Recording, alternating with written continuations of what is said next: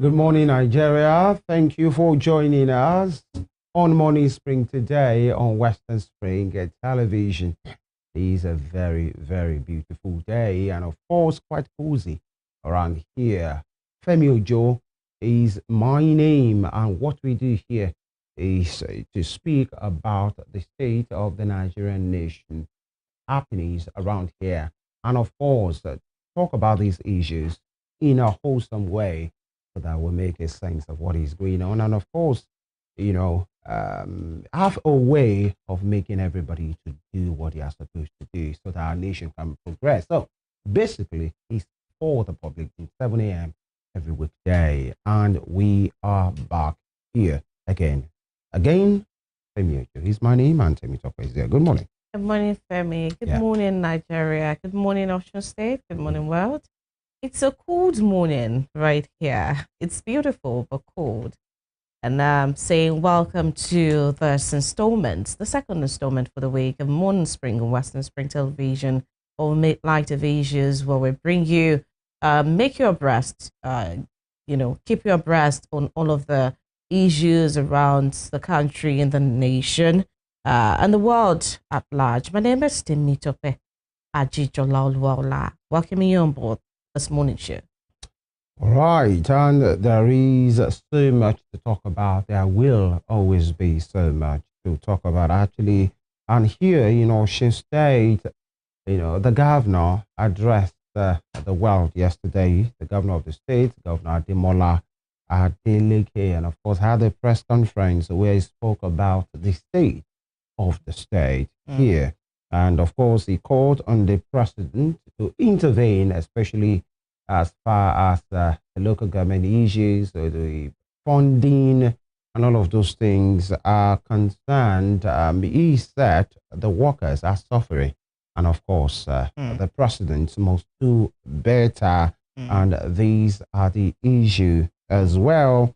On this matter, it's been back and forth, since February when that issue has happened as far as local government imbroglio is concerned, which has caused, according to the state government, withholding of fund, although the APC will say no fund is being withheld, has been released, and some of them are even claiming that they have access to those funds, and some will say, okay, there is a court order freezing that particular fund, domiciled at the UBA and all of those things. And these are the issues. So the governor has demanded, an immediate release of 130 billion naira local government fund. And of course, he decried the illegal siege on Osun Council Secretariat. These are the issues. We'll look into that in the course of the program today, because one thing is something is wrong, irrespective of the different sides of the divide. That is the APC camp or the government and our court party. It used to be PDP, but now something is not just working at the moment. The local government workers under the umbrella body of Norgay, at home for like 9-10 months, and when they have resumed really. But some will say skeletal services. Do they have the fund? Ocean State has said they have been the one shouldering the burden of these salaries, because even while those government workers were at home, local government workers, they couldn't afford to be watching them, not being paid. Yeah. So they have been shouldering that particular responsibility, and it has taken a toll on them. And the governor has put the, figure at 130 billion. If that is correct, that's a lot of money, actually. And on all of those matter. And he even, in fact, the Nation newspaper used the word begged the president, that the governor has begged the president to intervene in the ongoing control crisis in local government councils and continue stay in office by the reinstated executives of All Progressives Congress, APC. And these are the issues this morning. Well, several talking points from that. The fact that we've been having a lot of back and forth. There have been different court injunctions, different court orders, different interpretations. Confusing the people. We have seen now that that's what lawyers do. We've seen the different parts, of the different parties, the APC, the PDP, the people themselves, how the people are, interpreting this. And that's what we find when you cannot, as a government interprets the laws perfectly, then we have the people interpreting it the way that it suits them. And the different parties that we are also seeing. That's one. Two, the fact that this allocation has been withheld for almost a year now. In February, it's going to be a year that we've been having this, issues with the allocation, withholding of the allocation. That the fact that, from the speech of the governor, it said that they've had to source the money from elsewhere. So that elsewhere, the people, the fact that they had to intervene in that, that's a plus. At the same time, we do not know to what extent this, sourcing of the money is going to affect or bounce back on the economy of the state. It's one thing we're not thinking about. Another thing is the irresponsibility on the part of the APC, where you have, and this is not to shade anyone, this is just speaking to responsibility of political parties now, and how, we talk about, rousing or inciting things in the polity. The irresponsibility on the part of APC, in the sense that right now I was asking the older man, he came here to represent and speak, for the APC the other day. I was telling him, at what point did the APC speak to the government? This is your state, no matter what. Did you speak to the president? And he said the money was paid to whom? How? Where? Who is accessing the funds? Is it accessible by the state government? We talked about the fact that, the powers has been separated now because, of course, the local government now has autonomy.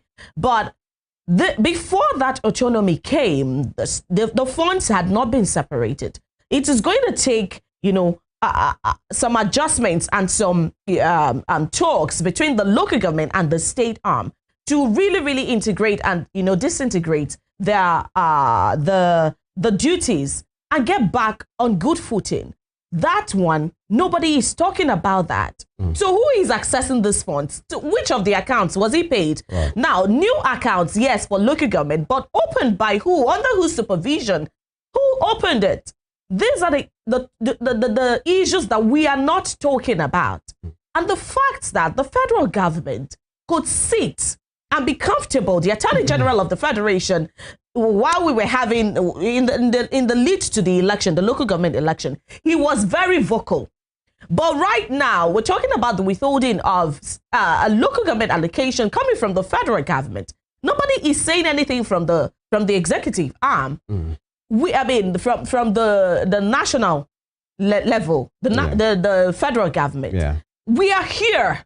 This is a state being held at ransom. Are you thinking about the people or just your interests? It goes back to say that politics is all about itself, self-serving, interest-serving.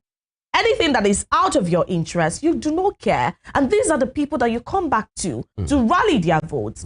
And the people need to begin to think and begin to ask questions and begin to, really, put pressure on the government, be it the local, the state, and federal, so that they can get the dividends of democracy. That is the point where we are now. Critical questions, and we need urgent answers. All right. When you said no one is saying something, I think many persons are saying so many things. We from this end, talking about the government, so much, different stakeholders, who do not really have the power to bring about, the change that we're seeing. Let's speak to the parties that really can bring about that change. I know. It says, and I have my reasons for saying many persons have been talking. In fact, the government has spoken.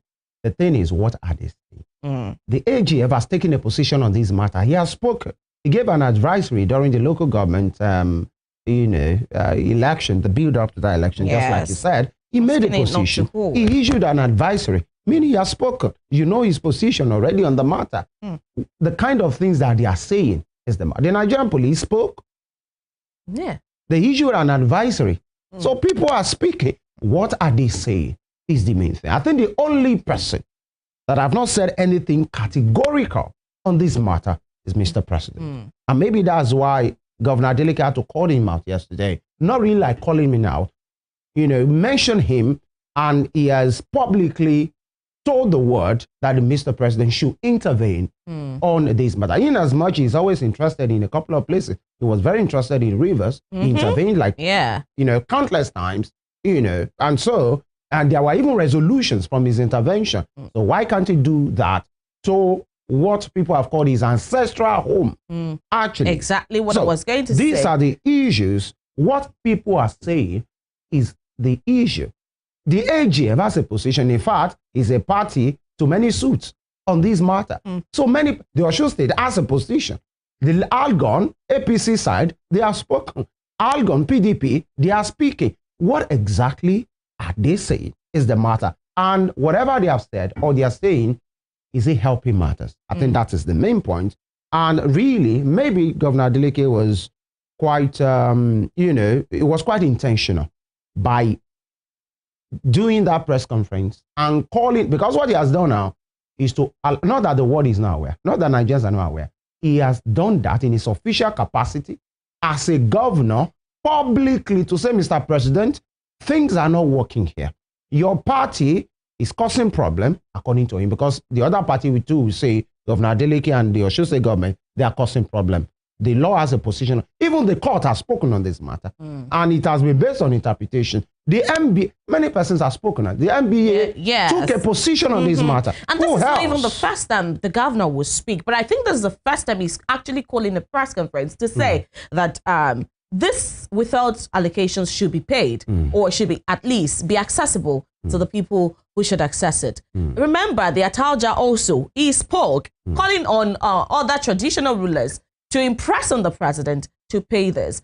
And I think, this is money for the state. Yeah, for the people. Why is it being withheld? Why do people need to beg? Is it really being withheld? Is it really being withheld? Well, if it's not accessible, if you have paid into channels that are inaccessible, APC are saying it has been paid. Paid to who? Well, now that's what really, we're saying. Why is it inaccessible to the people? Why can the people not have this money used to their own benefit? Those are the issues we're talking about. We'll talk more about that. We do not want to have that. I think that's what I want to dwell on today. The evasiveness of these things.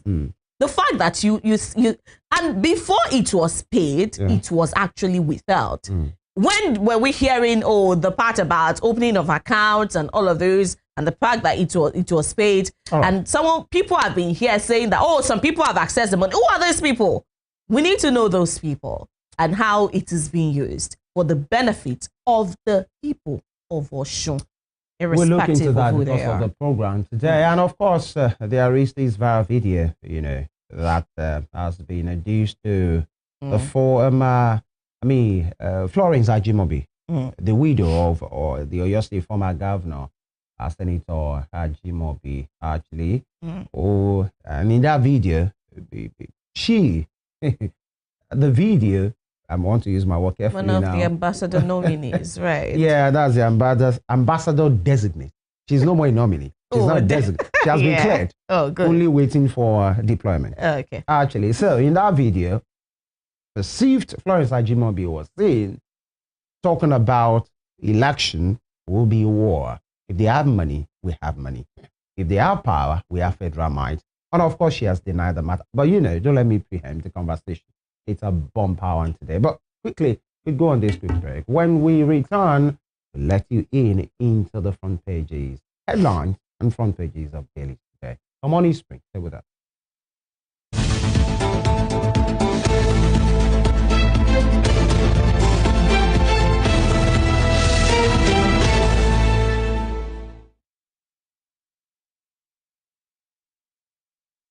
All right, we kickstart the newspaper segment this morning from the Daily Sun. Daily Sun newspaper, military opens up on coup plot against Tinubu. Military opens up on coup plot against Tinubu. Riders, officers found to have cases to answer will be arraigned before appropriate military judicial panels. Defense headquarters. I wonder, really, was there a coup? Government denied there was nothing like that. So what's going on here? Well, court-martial of 16 officers to begin soon.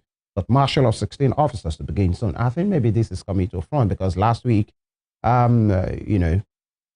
people's, human rights lawyer and NCN, Femi Falana, called out the federal government to say there were arrests made in this regard. If you are going to try them, try them. You can't just, hold people incommunicado. You can't just allow the people, whatever the offenses might be, to just be held perpetually. If you want to try them, try them. If you are not trying, then release them. If you are saying nothing happened, but arrests have been made, if you are going to do whatever you are going to do, do them. You can't perpetually just keep people in captivity, because that's captivity. Yes. Really, that's not detention. I was actually waiting for you to read out the riders before I give my commentary. Remember the case with the abduction in Kaduna that was denied? Right. Coming up with the fact that the police were irresponsible with their statement at that time. It's also the same thing. I think we're quick to, this particular administration is notorious for giving statements in denial. There are ways that you can bring out your point. Oh, at this time, we do not have sufficient information for you, but we are looking into it. That suffices. And for whatever number of days you want to take to give us accurate info. I mean, the people need to know that there was an attempted coup on the state. That is an information that is supposed to be available to the people. The extent to which it is, that's what we do not know. But then the outright denial is irresponsibility, and it is not transparent. It is not what it goes against transparency, it goes against accountability. And now you're just coming up. We're seeing it on the papers now that you want to go ahead, or with we're seeing now that you're alluding to a coup. I think that that's irresponsibility in its height. All right. Still from the front page of the Sun newspaper, you have these top strip Osun local government tenure elongation illegal in democracy. Governor Adeleke tells APC, accuses ex-Governor Oyetola of using police to lay siege on council secretariat. And the bottom strip, Soludo shut Onitsha main market for 7 days over sit at home, as Anambra closes 54 health facilities over quackery. Really? The government is saying, we give you, a word instruction. Go ahead and do your thing. No more sit at home. But then in that market, the market will stay short. Okay. And the government, well, I think there will be an amicable solution to that. That should not really be a big deal. Strike. FCTA workers urged to sustain solidarity as union hails a massive turnout in court. And customs surpasses 2025 revenue target by 697 billion naira, hit 7.28 trillion naira. And a hearing in final forfeiture suit of UK property linked to Seni Zekome stalled. AGF takes over Zekome's trial. Quickly, for the want of time here, FCTA workers urged to sustain solidarity. It means the labor, strike action in the FCT still continues. And one will wonder, where's the FCT minister in all of this? Because you can easily say and infer, especially if you follow politics, if it's if it's Fubara matter, the following day, in fact, that evening, you will have seen responses. How come it's taking him eternity to address this matter? Well, he has been speaking in some capacities, but that World Press Conference that I used to call, he's supposed to call it on this matter as well, because this has to even do with people of the FCT in which he has been given the power to administer welfare, protection, whatever they are needed by the FCTA, but it seems the man is preoccupied with other things. Well, when you have a duty and you decided to leave that duty and chase other things that are insignificant, inconsequential to your own duty, then this is what you get. Exactly. Yeah. All right, we'll move at this point to the Punch newspaper, where we begin to serve you the headlines making the face of the Punch newspaper. The banner headline here says, military investigation ends. DHQ moves to arraign alleged coup plotters. DHQ moves to arraign alleged coup plotters. As the riders, military finally confirms plot to overthrow Tinubu government. Thank you, the Punch, for this, for the way you have captured that. Military finally confirms plot to overthrow Tinubu government. inside the plot to breach presidential villa security. And right there, DHQ awaits presidential go-ahead for military tribunal. Right below that, deadly winter storm hits U.S. 17 killed, flights grounded. 17 killed, flights grounded. Right. The Punch newspaper beside the nameplate, Alafin shown absent as Makinde kicks off Oyo 50th anniversary. Alafin shown absent as Makinde kicks off Oyo 50th anniversary. We hope that we do not have negative development from that particular report, and else we'll be having that to talk about in the coming days. Above the nameplate, presidential panel recommends freeze on 1 trillion naira rice imports. Strike courts decides today as FCT workers demand Wike's removal. Over 400,000 jostle for 50,000 police jobs. We move now to the bottom strip of the paper. 2027, Ganduje assures Yusuf of APC ticket after defection. And DLEA arrests 336, destroys 207,000 kilograms of cannabis in Ondo. Local government power tussle, Oshun APC cakes as Adeleke slams Oyetola. Local government power tussle, Oshun APC cakes as Adeleke slams Oyetola. Those are the headlines on the Punch newspaper this morning.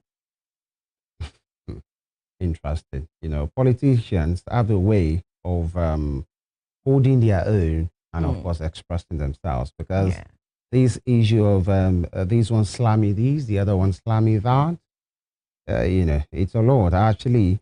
And, right, the Daily Trust, 2027, Ganduje Barrow close ranks with Kano governor. Of course, it's now a common interest. Remember the statement from last week where they said none of the governors should expect a return ticket. I mean, it's not an autonomous thing. You're going to have to, you know, join the orders or join the queue. There is a but caveat. for Kano, there is a caveat to that, actually. That statement addressed the governors that have defected. Exactly. Actually. And that includes Abba Yusuf as well. It has to do with the state, not the exactly, the not the defect, not the state, not the defecting governors, of which Abba Yusuf is one. Right. But Ganduje, the national chairman of the party, is saying expects APC ticket. Well, you're going to. He is assuring him of APC ticket. I think that Kano is really a big. Politics in general is interesting. Yeah. Ganduje Barrow close ranks with Kano governor, and below that, coup indicted officers face death penalty. Osun government demands release of 130 billion naira in local government funds. Federal government to spend 30 billion naira on solar grade inverters. Bandits abduct 23 persons in Zamfara. The thing is looking like whenever these guys, these criminals, these, you know, wicked people go on rampage, it's like, you know, somebody, like you have a poultry, right? And you just get out of your living room, go to your backyard, just, you know, you just fetch for like 3 or 4 that you need, because it's sounding like it. Like anytime you just come out, they just speak, you know, just round people up and then take them away. I know that it's looking so easy. Undisturbed. On, you know, it's hard. Yeah, more like when they are doing these things, they don't have any disruption. It just goes smoothly. Another thing to this is that whenever we make gains on this insecurity on some issue, part, like we have an overwhelming different in another part. Right. And that is talking about sustained effort, not just pockets of interventions. Right. Now the resumption. Tax laws, electoral act, top agenda, and FCT grounded as a workers' strike enters day 6. That'll be all from the Daily Trust. All right, let's check out the face of the Guardian newspaper this morning. And it says here, residents on the brink as rents spike above yearly income in major cities. We can see the graphs there. You can check it out on the face of the Guardian newspaper. But there it says Nigeria's housing deficit estimated at nearly 28 million units and continues to widen. Besides that, oil spill worsens in Ogoni 1 month after federal government's intervention. Adeleke orders APC officials to vacate local government secretariats. Below to the bottom strip there, APC tightens grip, sweeps Yusuf Mutfwang, Article San, and widening realignment. 15 million Nigerians consume illicit substances, Marwa declares. Soludo orders 1 week closure of Onitsha main market if our sit at home. And there to the top strip and below the nameplates, Defense Headquarters, the court martial indicted officers in coup plot. Defense Headquarters, the court martial indicted officers in coup plot. Don't let 2027 politics undermine governance. CISLAC wants National Assembly. Tax laws, NEVGAD demands probe sanctions over alleged alterations. And we can see to the bottom strip there where we can see the pictures of those holding placards. It says workers in the wines and spirits sector, right? Pardon me, please. Workers in the mines and spirits sector intensified their protests against the ban on sachet alcohol beverages at the NAFDAC office in Lagos yesterday, right? Those are the headlines right there, making the face of the Guardian newspaper this morning. All right, we take a pause here, take a break. When we return, we speak to issues, especially what is happening in all your politics. Stay with us.